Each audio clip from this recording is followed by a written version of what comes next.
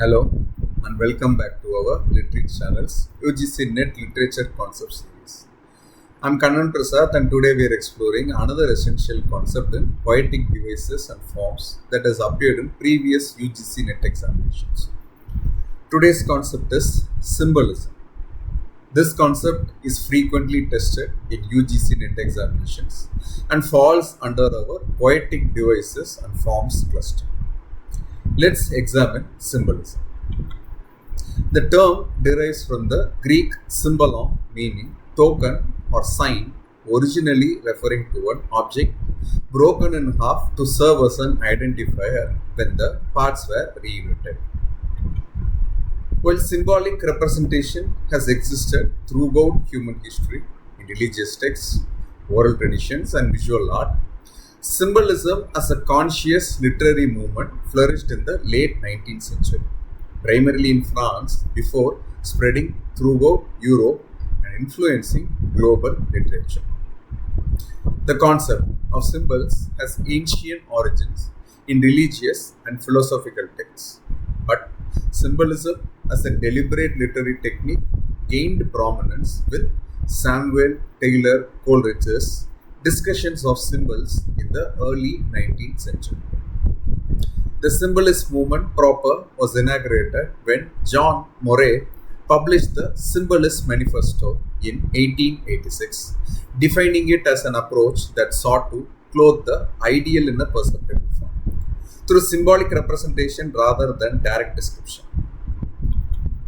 Simply put, symbolism is the use of symbols, objects, colors, figures, or characters to represent abstract ideas or concepts by giving them meanings beyond their literal sense.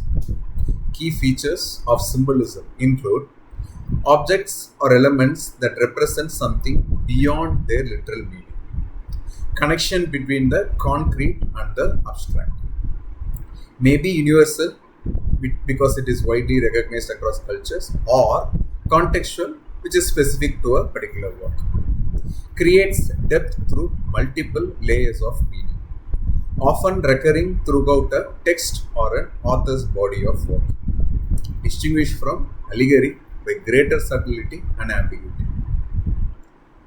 For UGC NET, remember that symbolism operates on a spectrum from obvious to subtle, can be interpreted in multiple ways, and differs from allegory in that symbols retain their literal identity while suggesting broader meanings. Let's explore how symbolism functions across different literary traditions. In Adrian Ritz's poem, A Woman Mourned by Daughters, the red plant symbolizes death and mortality. When she writes a certain number of times, the red germs invade, the white corpuscles open. Rich uses the red plant and its color as symbols of the disease consuming the mother figure, transforming a biological process into a powerful symbol of mortality's inevitable advance. W.B. Yeats, The Second Coming, employs the symbol of a rough beast slouching towards Bethlehem to be born to represent the chaotic violent forces emerging in post-World War Europe. This apocalyptic symbol captures the poet's vision of civilization in decline. The green light at the end of Daisy's dock in F. Scott Fitzgerald's The Great Gatsby symbolizes Gatsby's hopes and dreams, particularly his longing for Daisy and the idealized past they once shared. Its distance across the water symbolizes the unattainability of these aspirations. In Ralph Ellison's Invisible Man, the narrator's briefcase symbolizes the burden of racial expectations and false promises he carries throughout the novel. Each item he collects in it becomes a symbol of his experience and the various ways society attempts to define him.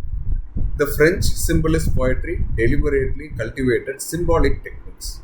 Stéphane Mallarmé's A Throw of the Dice Will Never Abolish Chance uses typographical arrangement to symbolize the chaos and order of existence, while Arthur Rimbaud's claim that A is black, E is white in the poem Vowels demonstrates how symbols can create personal synesthetic associations. Symbolisms appear prominently in non-Western traditions as well. in Rabindranath Tagore's poetry, the river often symbolizes the flow of life and spiritual journey, while in Gabriel Garcia Marquez's 100 Years of Solitude, butterfly symbolize the magical and transformative moments in otherwise ordinary existence. Now, let's test your understanding with a quick quiz. Which of the following best describes symbolism? Option A, a direct comparison between two unlike things using like or as. Option B, the use of concrete objects or elements to represent abstract ideas or concepts. Take a moment to think about it. You may pause the video if you want, and the answer is B. The use of concrete objects or elements to represent abstract ideas or concepts correctly defines symbolism, capturing how it creates meaning by giving objects, colors, or actions significance beyond their literal meaning. This allows writers to convey complex ideas through concrete representation. Option A describes a simile, which is a different figure of speech that makes explicit comparisons using comparative words rather than working through symbolic representation. Remember, symbolism is the use of symbols to signify ideas and qualities by giving them meanings different from their literal sense, as in the red plant in Rich's poem representing death. For your UGC NET exam, be prepared to identify symbols in literary texts and understand how they create layers of meaning beyond the literal. Questions shown in the video may or may not have been directly questioned in the UGC NET examination. I suggest and request that audience cross-verify the number of instances each term or concept appears.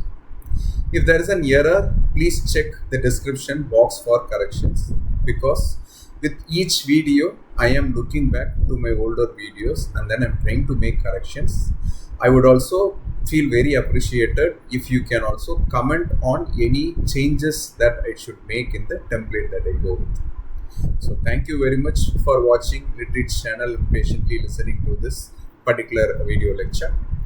Please feel free to comment below on any queries you may have about the terms of the video. And see you in the next video. Happy learning.